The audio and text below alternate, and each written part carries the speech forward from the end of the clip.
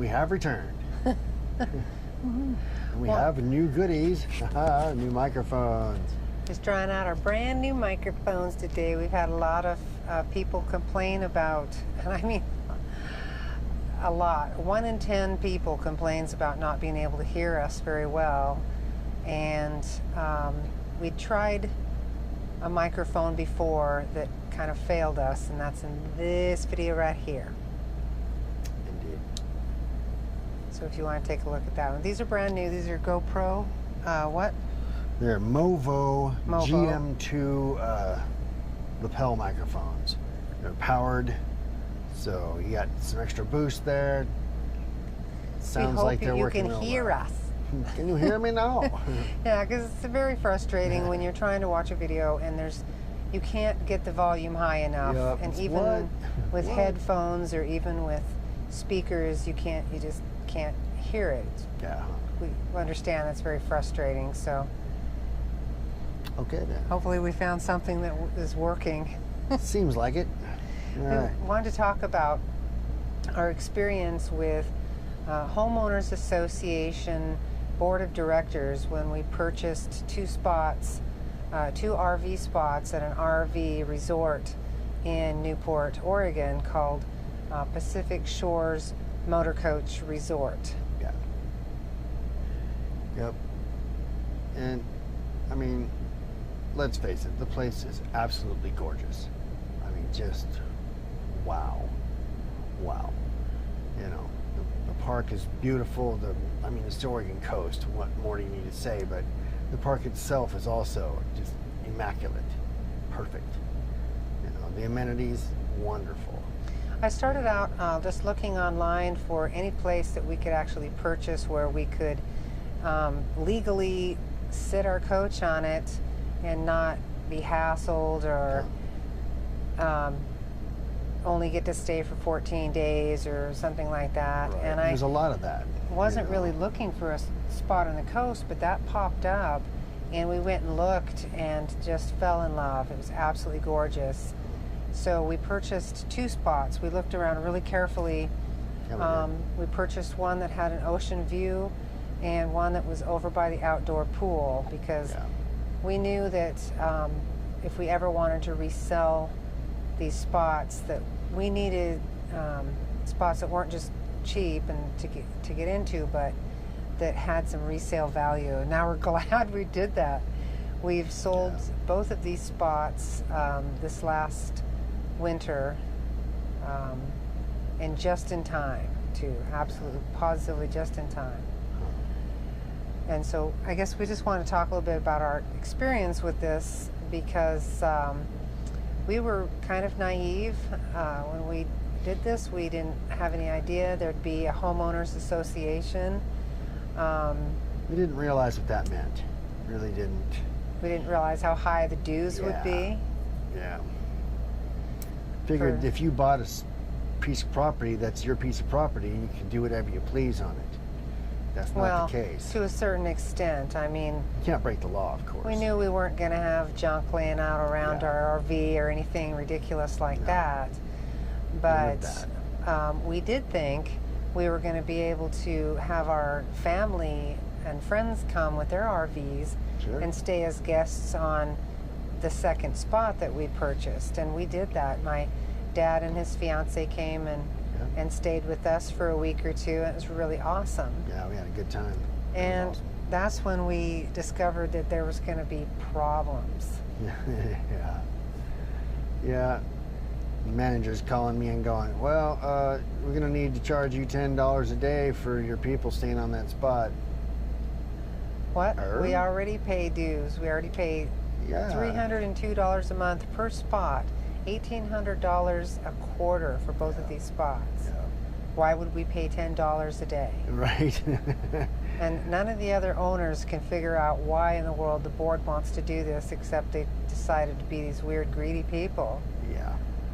Well, they don't like it if you try to circumvent the rental program and just do it yourself. See, and this wasn't even trying to rent, but it doesn't matter if you're renting it or just having people stay as guests. They still want to charge $10 a day. So we thought that was pretty ridiculous. And then we found out that we were not welcome, and others that were there staying year round, or we'd been there about 6 months, that people staying there year round wasn't welcome. This tiny little board of directors consisting of 5 or 6 people decided they were so snobby. They decided they just did not want people staying there year round. They want all these dues paid in all year. Sure. But then they only want people to be there for a couple months during the summer and then go away. You could leave your coach there as long as it was really nice looking, but you better not be there. Well, we didn't have any idea that there was a problem, and nobody else was having a problem with us, but we went to sell one of our properties because we thought we don't want to pay this $10 a day thing. That was just like the tip of the iceberg of the problems, right? So we went to sell one of the properties, and we sold it pretty quickly, we thought. This young couple came and put their coach on it, and they were going to just be our guests for a few days and check the place out. And they were ready with their check, and they were ready to purchase. And then one of the board members, Kathy Unger, went running over there and ruined our sale by being so rude to these kids, telling them that if they were planning on living there, they came to the wrong place. Now, mind you, it is legal to be there year-round. It's not against the law. You and have it's to not move every even, 120 days according to the city of Newport. You just have to, go. And the way that most owners had done it before, according to the realtor, was they just go get their propane and then come back, and that was good. Yeah, and we went, we took our coach places anyway, more frequently than that anyhow. So we weren't just sitting there, by any means. I mean, and it wasn't go even camping and against stuff. the policies of the park. It was just this brand new board of directors that had been voted in that July, that had decided that they wanted to be really snobby. They didn't want anybody staying there year round, and they didn't want any young people there because the people that were going to purchase were young. Yeah. So they ruined the sale.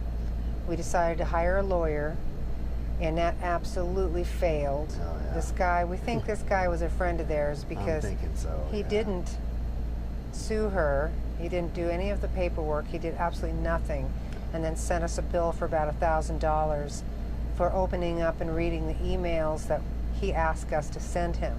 Yeah. He asked us to send him the CCNRs and all that, and then just proceeded to try to charge us. He charged us for calling him. Just for calling him on Just the phone. for calling him, just to relay information that we heard about the board's activities and stuff,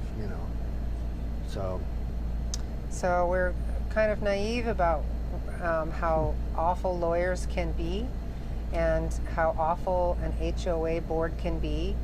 Yeah. And so we thought maybe Kathy Unger had just made a mistake, and so we called her up, and she made it really clear then. This wasn't a mistake. She said wasn't our an kind was oops. going to be dealt with. Our kind's going to be dealt with. Yeah. That is Quote. That's a people quote. people that are staying there year round. And I said, wait a minute, the realtor that sold us these properties stays here year round. Huh. And she said, oh, he's being dealt with too. Yeah. They were also going to deal with the guy that dealt with their properties, right? Their own realtor that lived year round on the park. They were going to get rid of him too. So it was just rampant, they were just going crazy. I don't know. And no one can get their properties rented at all. We have several letters from other Pacific Shores owners. We got into an email pool where tons of people relayed their same nightmare story about being owners at this place. And at least that made us feel better. It wasn't just us. It was all the owners. Nobody's spots were getting rented from the rental pool. The park was only renting out the park spots and ignoring the renters. And only if the park was full would you have a chance of getting your space rented. And no one made more money than about $600 a year, which was the most we made with our spot. Yeah. And that's not enough to cover the insurance or the dues or the taxes, anything like that. So So the idea of going and making this a business venture just isn't a good idea. It just No. absolutely fell through. That failed. And Oh, well. I mean, people are calling this, let's see here. One couple calls the board this gang of bullies, is what they call it, and told us this absolute horror story about being, just cussed at with horrible Threatened. language and threatened with violence. Yeah. And just, how horrible it must be, and many people encouraging us not to sell and to stay so that the owners could band together To help fight them. and fight them. But, yeah. But have tell you, time it was for that. it was depressing, and we were trying to run a business, and we're very busy with our business. Multiple problems at the resort. We too bought in August of 2014 and saw a lot of ugly situations this last summer. It will take votes and owners that will be willing to get somewhat involved with various committees to make this an enjoyable place to live. You would think that this would not be a hard process, as everyone wants to enjoy the resort. And then this one. Hi, Cheryl and Mike. I'm so glad you permitted Mike Groves to share your frustrations. He runs a email pool for all of the owners. To share your frustrations regarding the rental and following the rules of Pacific Shores. My husband and I bought an Ocean View lot in September 2014. We've not bothered trying to rent it, and we certainly share your frustration with this group, which we call a gang of bullies running the resort. Their sidekicks, which include Craig Thornton, are real works, all right. We suffered through our first summer there with Craig living right behind us. He threatened my husband and our neighbors, who are all much older than he, with physical violence. Also, he's a liar. We know this for a fact. He hid in the back of Lane Montgomery's coach with Craig and his wife, while Lane's wife, Deb, had what was supposed to be a private conversation with some other owners. And while hiding, Lane and Thornton were taking selfies of themselves to document their prowess like 7th graders.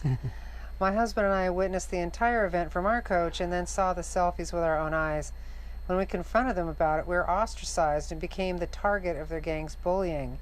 They wouldn't speak to us. They stood in front of our coach, pointing at it and talking loudly, and started harassing us about our shrub height, which was in compliance with CCRs. Meanwhile, Lane Montgomery has grown his oceanfront shrubs to 6 to 8 feet in height. Now, mind you, the oceanfront spots are about $1 million. Or they're hundreds of thousands of dollars. Hundreds of thousands of dollars. I guess they used to be $1 million spots. Used to I'm be, not yeah. sure. But they're hundreds of thousands of dollars for these spots, and this is how these people have been treated.